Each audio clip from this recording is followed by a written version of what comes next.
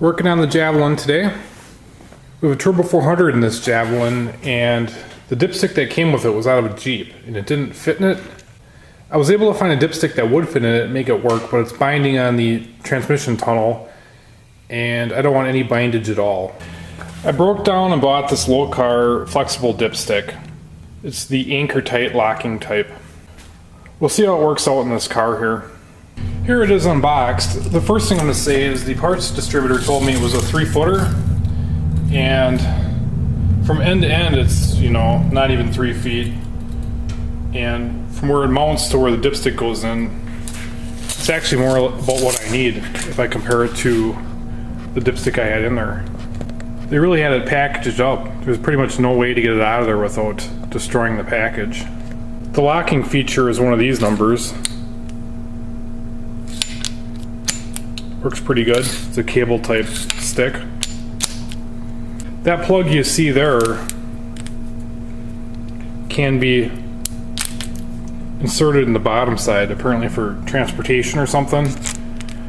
Kind of a nice little add-on. I'm supposed to lube up this seal here, and then we'll torque it to the spec they gave us in the trans and see how it looks. A 1-inch wrench seems to fit pretty good. It's like a 10 AN wrench fits good as well.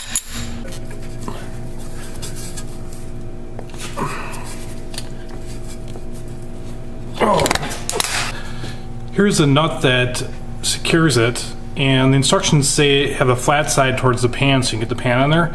You can see how tight the clearance is. And we're kind of struggling getting this in here, and we're going to use a nut to see if we can suck it down a little bit, hopefully not damage it.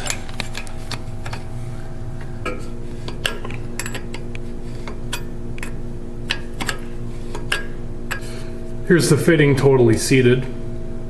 You can see there ain't no getting a torque wrench on here, so we guesstimated the 20 foot-pounds, and we got the nut oriented, and we are able to get the pan on flat. You can see I got the trans way down for this, so I have clearance to get my hands in there.